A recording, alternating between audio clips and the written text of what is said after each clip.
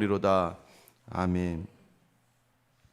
우리가 늘 놓치지 말아야 될 자리가 있습니다. 성경은요 늘 우리의 지금의 자리까지라는 거예요. 지금의 자리까지를 분량이라고 합니다. 분량대로 복받는 겁니다. 이야기는 뭐냐면 내가 한 만큼을 기준으로 해서 내가 가지고 있는 만큼이에요. 아무리 좋은 것이라도 너무 과하게 먹으면 그것은 약이 아니라 독이 되는 거죠. 내가 감당할 수 있을 만큼, 물질도 마찬가지고 또한 건강도 마찬가지고 또한 권력도 마찬가지입니다. 때로는 아무리 좋은 것이라도 내게 맞지 않으면 아무런 의미가 없는 거예요. 저 같은 경우도 열이 이렇게 많은데요, 인삼을 먹지 말라 그러더라고요. 열이 많으니까 오히려 인삼이 저에게는 좋지 않다 그러더라고요. 여러분, 인삼이 나쁘다고 하는 사람이 누가 있습니까? 다 좋죠. 웬만하면 좋죠. 근데 사람에 따라서 그게 나쁜 거예요. 여러분, 그걸 아셔야 됩니다. 살아가면서요, 내게 맞는 것을 잘 찾아서 내게 맞는 대로 살아가는 게 참 중요합니다.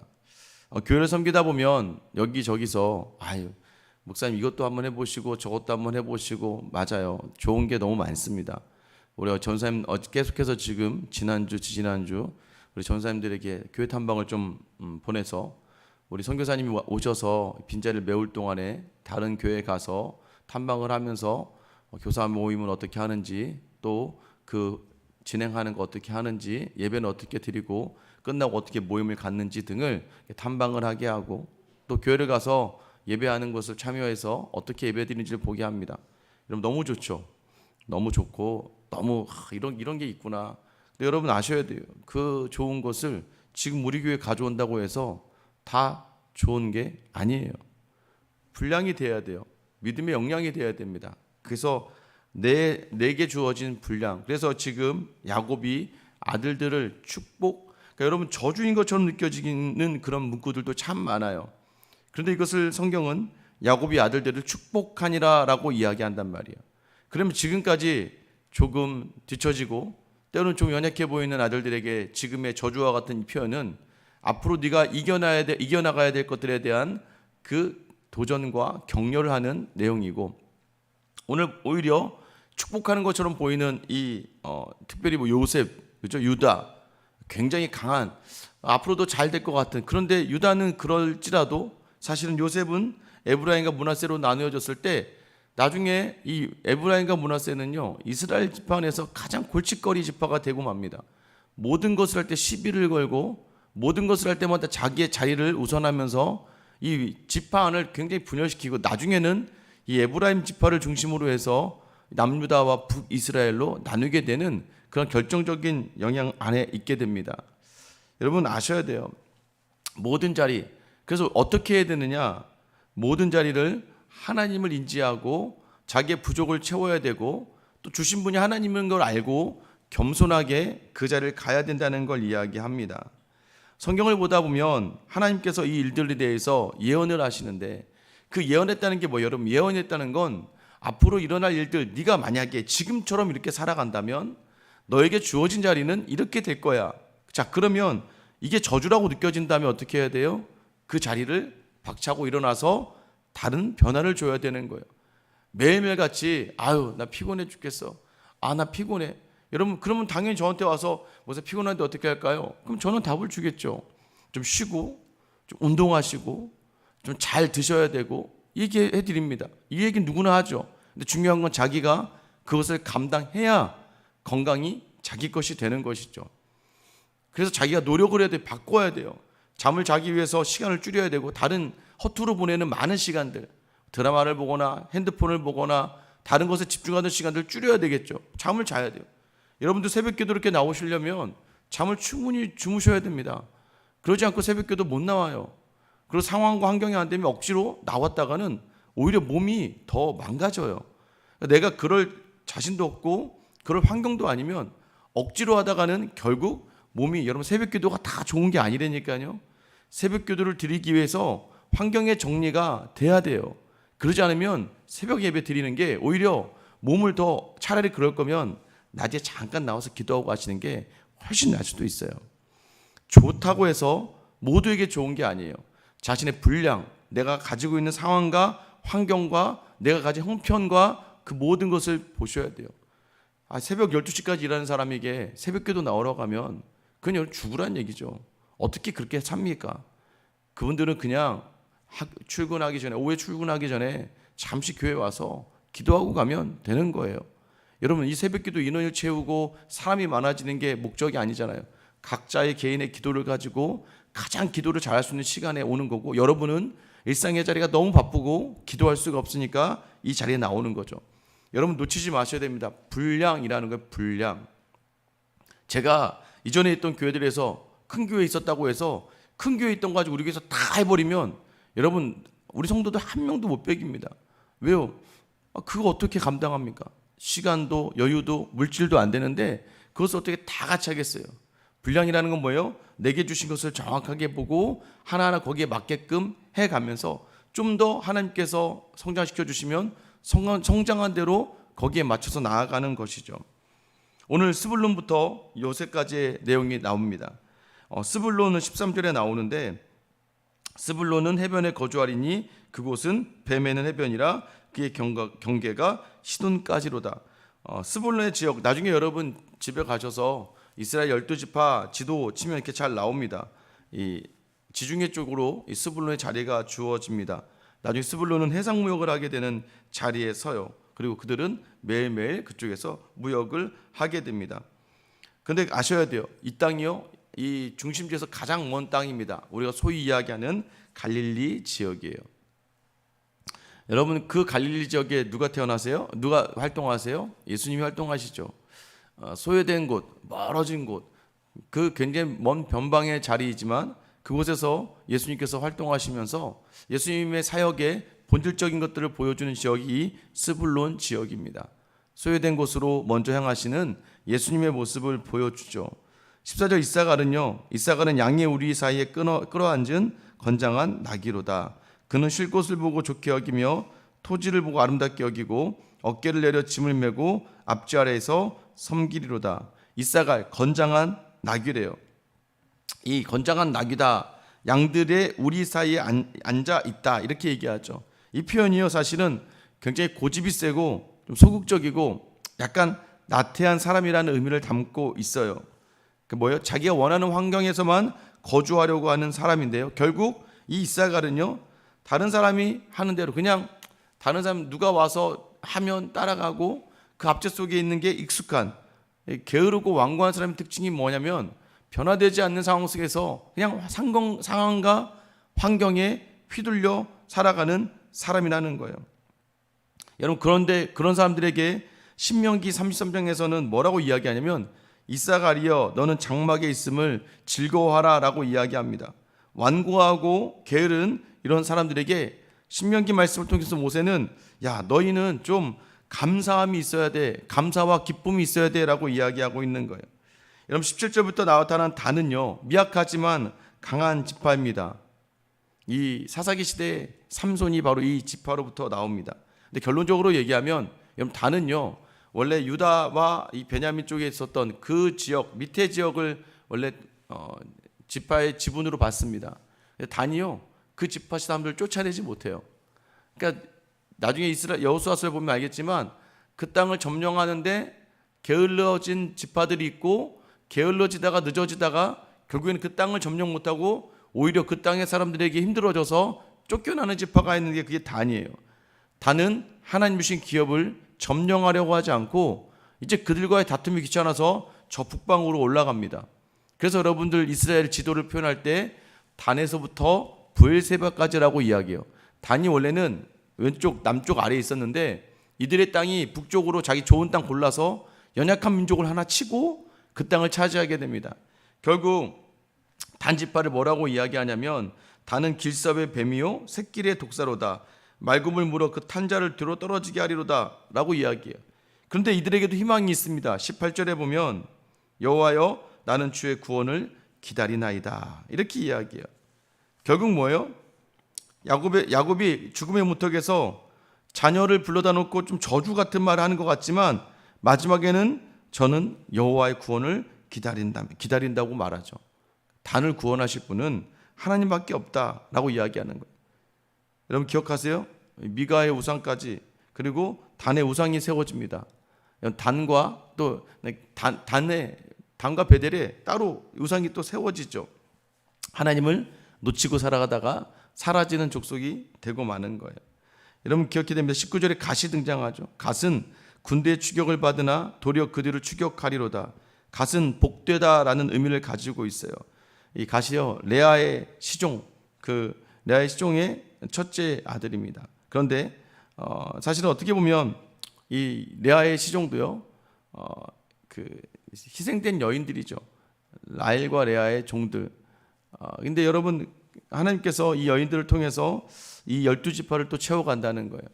아무것도 아닌 두 여종을 이 레아와 라헬의 집에 들이시면서 또 그들로 하여금 아들을 낳게 하시면서 이 12지파를 채워 가십니다. 그리고 그는 추격을 받으나 도리어 추격한다. 어떻게 보면 연약한 그의 삶의 자리에 추격하게 하겠다라고 이야기하는 거예요.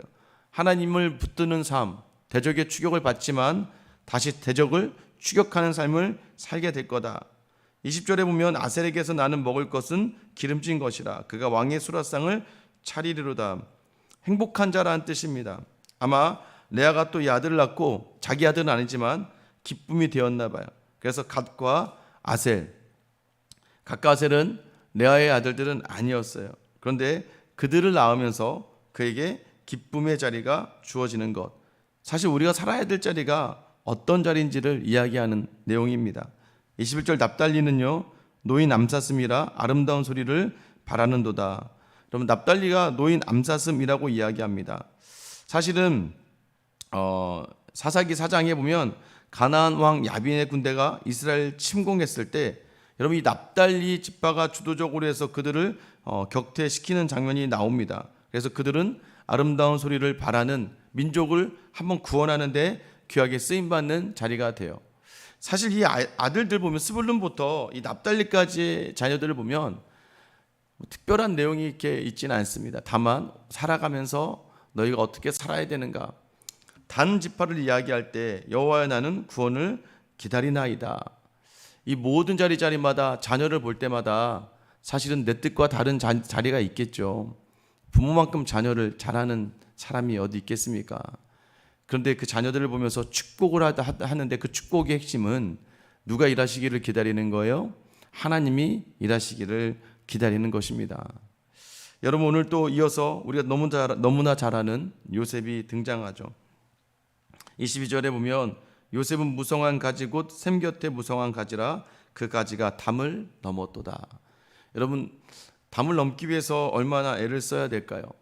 이 담넝쿨이 담을 넘기 위해서 수많은 양분을 끓여 당기서 흡수해야 되고 또 그것을 계속해서 이 벽을 타고 올라가야 되고 그 벽을 넘어가야 되는 데까지 얼마나 그 수고와 노력을 해야 되지 않겠습니까?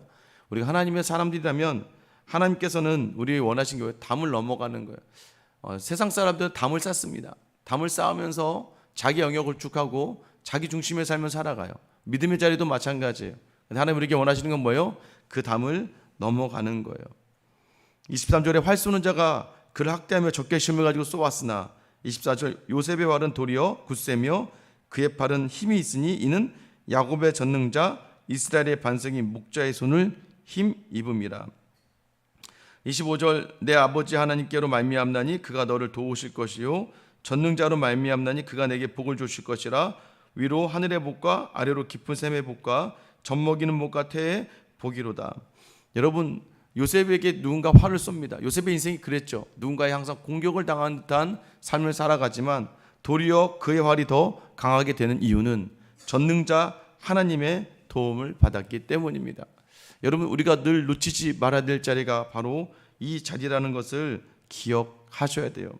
그래서 26절에 보면 내 아버지의 축복이 내 손주의 축복보다 나아서 영원한 산이 한없음 같이 이 축복이 요셉의 머리로 돌아오며 그 형제 중 뛰어난 자의 종소리로 돌아오리로다. 요셉이 대단한 게 아니라 사실은 하나님의 꿈에 요셉의 뜻이 맞춰진 거예요.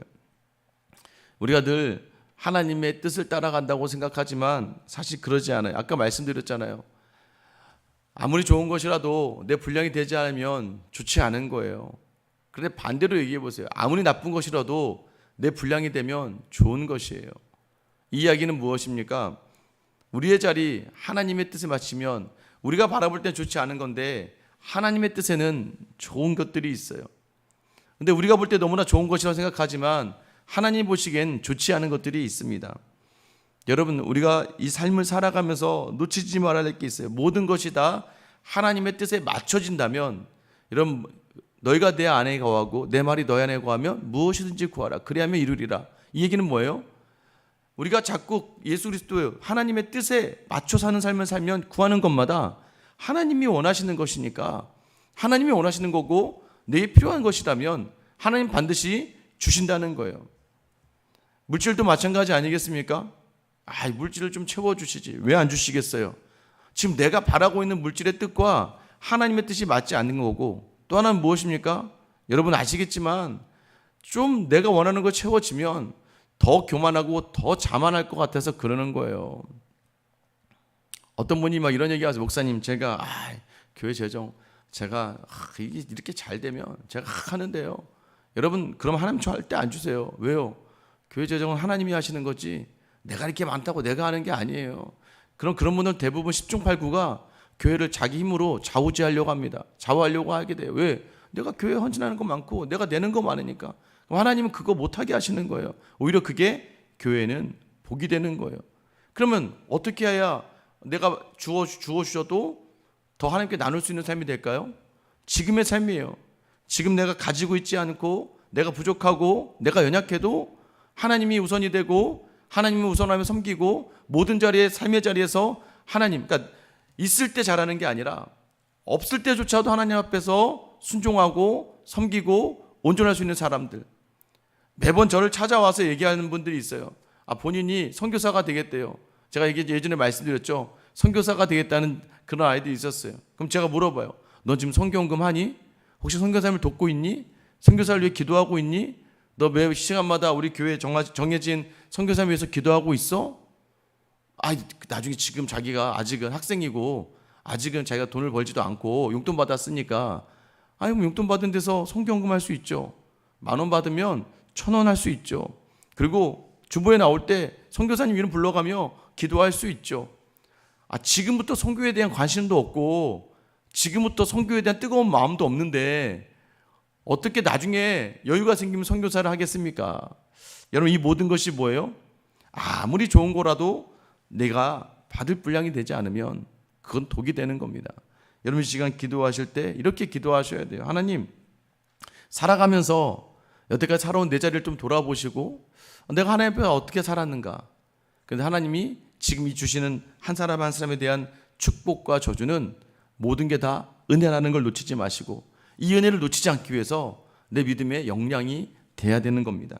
그래서 기도하셔야 더 하나님 겸손하게 더 두려움으로 주님 말씀 받으면서 지금 나의 삶의 자리에서 하나님 기뻐하시는 삶을 결단하셔야 돼요.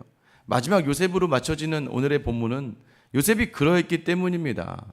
아무리 힘들어도, 아무리 고대도, 아무리 거절을 당해도, 아무리 사람들에게 무시당하고 조롱당해도 그는 하나님을 놓치지 않았어요. 하나님을 기억했습니다. 모든 자리가 하나님으로부터 말미암았다. 그리고 하나님께로 간다. 여러분, 이게 뭐예요? 나의 삶의 주인이 누구인지를 온전히 고백하는 삶을 요셉이 살아냈다는 거예요. 그런 사람을 하나님이 가만두실 수가 없어요. 왜냐? 이 땅에 하나님이 해살려야 될 하나님의 나라의 확장의 영역이 너무나 많기 때문이에요. 여러분의 믿음의 자리를 다시 돌아보시며 나의 믿음의 분량, 나의 물질, 시간, 나의 정서와 나의 감정까지도 온전히 하나님께 다 내려놓고 있는가? 그리고 하나님의 뜻에 맞춰 하나님의 말씀에 맞춰 귀하게 쓰임받을 준비가 되어 있는가? 오늘 이 야곱의 아들들의 축복을 보면서 여러분의 지금의 자리를 돌아보시고 그 자리에서 믿음으로 다시 한 걸음을 내디딜 수 있기를 결단하는 귀한 하루 또 한 주가 되시길 예수님의 이름으로 축원합니다. 기도하겠습니다. 사랑의 하나님 아버지, 오늘 이 새벽에 주시는 말씀, 믿음의 분량대로 축복을 받는 자녀들이지만 사실은 어떤 자녀들은 저주와 같은 말을 듣기도 합니다. 그 지금의 자리에서 멈춰지는 게 아니라 앞으로를 위해서 자기 자신을 믿음 안에 돌아보며 성장시키는 귀한 믿음의 사람들로 우리 모두를 세워주시고 인도하여 주시옵소서. 하나님, 아무리 좋은 것이라도 내가 받을 수 없으면 그것은 악이 되고 독이 되는 것인 것처럼 믿음의 자리에서 그 무엇이든지 은혜로 받을 수 있는 귀한 역량 있는 믿음의 사람들로 우리를 성장시켜 주시고, 그 무엇을 담아도 나오는 한마디는 하나님의 은혜이고 하나님밖에 없다는 믿음의 고백이 우리 안에 있게 하여 주시옵소서. 이번 한 주도 믿음으로 주님 안에서 모든 것을 선으로 건져 올리는 귀한 믿음의 사람들 다 되게 하실 줄 믿습니다. 이 모든 자를 이루실 예수님의 이름으로 기도드립니다. 아멘.